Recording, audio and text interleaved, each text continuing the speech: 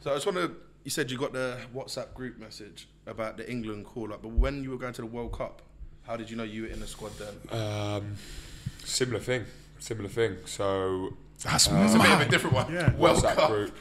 I think actually that time, but because it was the World Cup, Steve sort of phone call, and that like thinking I've never been to a World Cup before, so you can't even comprehend like what's in front of you. Like there's obviously lads who have been to 2 or 3, so they know sort of what to expect. But it was like a crazy thing, and even in the pre-season bit. So we're in pre-season for about 3 or 4 months, 3 months I reckon, which is a long time to not be playing games with England. Yeah. Wow. So like even through that, you're training and you know you've got this World Cup on the horizon, but still like you don't really know what to expect. And until we sort of got to France, that's when it really sunk in. It was like, oh my God, it felt like you were in France for ages. Oh, we were. I think it was about 2.5 months in the end. It's tough. It's a long time away. It's a long time because you give everything, like emotionally, you give everything, physically, you give everything. So by the end of it, you know, lads who have got, you know, young families, wives, it's tough. It is tough, but we all bought into it. We had this incredible environment. It was nuts, yeah. What does that do to like your social life? Like, it's pretty non-existent when you're away in World Cup. Honestly, obviously you've got your phone and stuff to keep in touch with people. You know, you can ring home and ring family, but in terms of actually going out and seeing people, it was pretty minimal. How many times did you call Kai when you're out there? Best friend in rugby? He called me every day. Every single day when he was at the World Cup. FaceTime 9 o'clock at night. Yeah, we actually did. Yeah, all the time, voice. Not on match days. Yeah, not on match days. Yeah. Just quite a lot. Yeah, that's it. He was basically there. Well, I was there, so just so you know, he was there, I did actually go over to a World Cup a couple of times. What team are you supporting? What team wasn't you supporting? Yeah, so I supported England one of the times I was going out there. Who else do you support? Don't matter, does it? Doesn't matter. Who else did I support? If you're my best friend, you'll know. Well, I know the answer. Well, anyone but England is a bit embarrassing. So as an Englishman. So who else did I support? Who else did you see me in the jersey? I didn't. If I saw it, I would have chosen to ignore it. Okay, that's England's future captain there speaking. I respect that. Okay, I absolutely respect that. You've let me down there. Okay, so I was actually out there supporting Ireland for a bit. I wasn't supporting Ireland. I was doing a bit of work for Ireland. I was always supporting England. I promise you, I was always supporting. And you know what? When I'm watching England, I always look out for you. To be fair, I'll tell you which game. So it was Ireland. I think it was Ireland-France, wasn't it, in the groups? Or no, it wasn't. It was Ireland-France in the groups where they put Zombie by the Cranberries on at the end. Yeah. And we saw the videos. Oh no, it wasn't Ireland-France. That's the game I was at. It was Ireland. New Zealand. No, it was Ireland against Scotland. No, Ireland-South Africa. It was Ireland-South Africa. I'm sure it was Ireland. They done one against Scotland. It was Ireland against Scotland, and I was in the crowd, and I was like, "This is mental." Honestly, we saw the videos. It looked incredible. But you know what, right? When I was out there for Ireland against Scotland, there was no Scottish fans there. I'm going to get clips up here, aren't I? There was no Scottish fans there. All I saw was like it was like a sea of green. It was mental, and I don't know if that's because the kit like really stands out or what, but it was just a massive sea of green. Yeah. They're unbelievable fans. You've got to give them credit. They're unbelievable. I like the Aviva Stadium, which is obviously where they play. When they sing Fields of Athenry, that's like, yeah, one of those moments that sticks with you. It's unreal being in the crowd there. But yeah, should we go back to the World Cup though? Yeah, England, let's go back to England. So, like I said, I've seen you play quite a few times. One of the last times I saw you play before the World Cup was England against Wales. And mate, what happened to England in that game? Like, England played better with 12 men on the pitch. Okay, for that one time. Do you know what stood out to me in that one game? I'm not saying that because you were a naughty boy and you got that yellow card. Yeah. But when every single one of those 12 players went into that maul, okay, at the end, and then we got them over the try line, I was like, that is mental. Like, I've never seen that before, and it's like that's a tactic that you never see in a game. And it's like if every team did that right at the end, then why not? I reckon that was a game where, as a group, we started really believing that we went down to 12 men against a strong Welsh team, and we came through it. It doesn't need a genius to work out when you're 15 against 12, you're under the pump. But we were resilient, we stood strong, and we came out on the right side of it. Obviously, we weren't proud of the performance. We wanted to perform a lot better, but like the fight we showed there, and from that point on, I think the fight that we showed in the World Cup, like, yeah. Honestly, because like going into that World Cup, I'd be like in England, like everybody wrote off the squad, didn't they? No one fancied and it. you at 23 years old came within 10 minutes of a World Cup final. Yeah, yeah. Like, I know that probably hurts, but when like, do you know what I mean? But from a fan's perspective, you gave me everything I wanted in a World Cup. Like seeing George Ford, mate.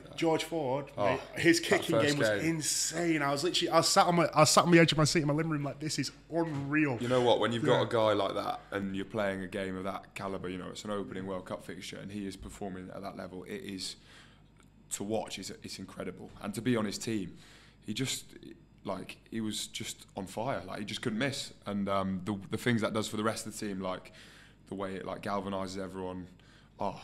Magical night. It was one of my favourite moments of the World Cup. That. Do you reckon that was like the underdog like fever like coming out? I think so. I think, you know, because England never go into anything in any sport as underdogs. underdogs. In camp, we always believe we wanted to go and win it, and we believed we could go and win it. I think after we lost that Fiji game in the summer, we were written off. Yeah. I think a lot of people, you know, we were going to France, and people said we wouldn't get out the group stage. Then we got through the group stage, and they said we'd go out in the quarters on the quarter, and they said South Africa would batter us. So all the way through, you know, there was people. The support was incredible. Don't get me wrong. I'm not saying that. The support was magnificent. The way it was literally a sea of red and white every time we played. It felt like we were playing a home game. But we were probably written off after that Fiji game. But even then, inside those four walls, all the staff, all the players, we still believe we could go and do it. It's like a no pressure World Cup, and like I said, like just watching it, like mate, I was buzzing. Like every single time when we were flying back and it was a semi-final, I was listening. I paid for the internet on my plane because I was flying back from Jamaica, and I was listening to it on my plane. And I was like, no way has that just happened? Literally last 10 minutes. Yeah, it almost felt like having being in front and then having that taken away from you is like the worst feeling, because you know you almost had it, like you were almost there. What was a goal for World Cup though? Was it to win it? Was it always to win it? It was always to win it.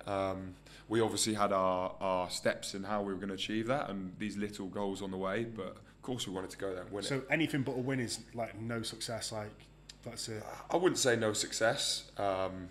Obviously, that's the main goal, and that's what we all wanted. And every single person was gutted and disappointed about that semi-final.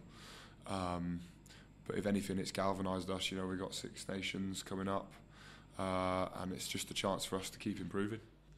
Under every cloud, though, because I play for a rugby club, it's mostly Irish people, and that for them to not go as far as what we did, it's just, because they were number one. They're the best. They were the best. Yeah, do you know what? When I was doing that work for Ireland, I was walking around. It was like, yeah, we're ranked number one in the world. We're number one. We're going to win the World Cup. And then when they went out first and England was still in, I was like, yeah.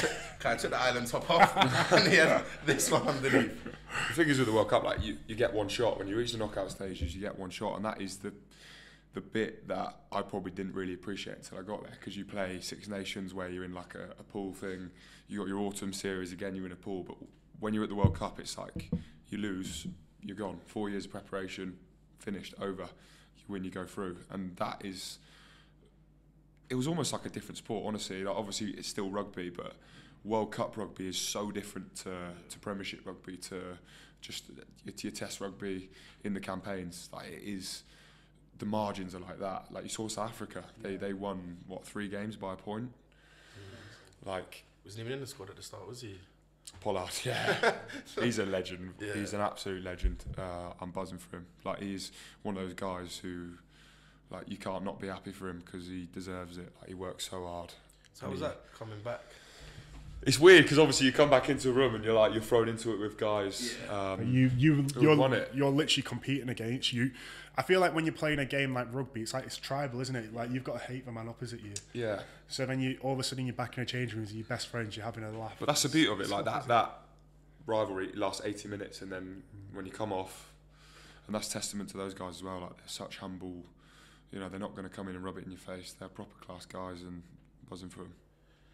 So at the World Cup, just a little bit as a fan, this is something I want to know. Like day to day, like was it table tennis?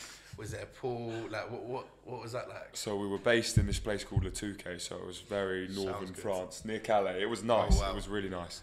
And for some reason, all the boys, do you know paddle?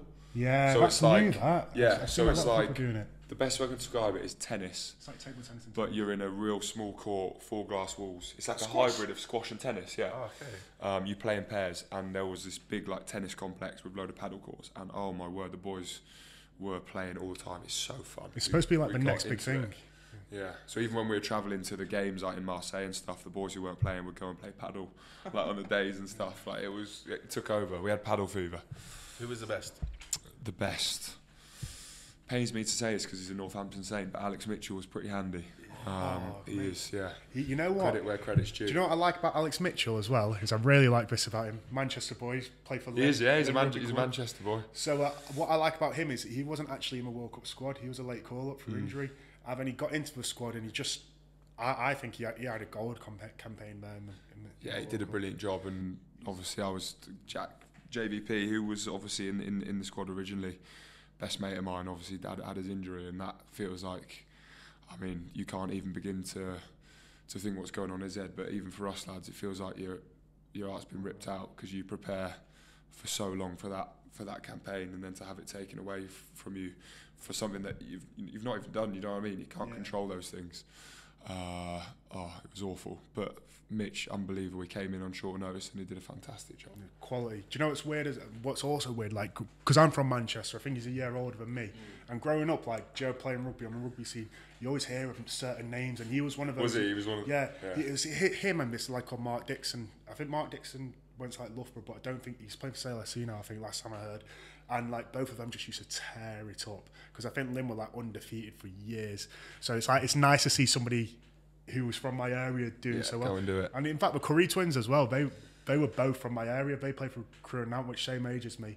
When they made their breakthrough season, I think they made their debut for England in the same season they made their debut for Sale. But they were playing for Sale SC at the start of the season, and that was my club growing up. So I did pre-season at Sale FC, and I think they had just signed for Sale FC as I'd went off to university. So you missed them. And everybody was talking about them, saying how amazing they are.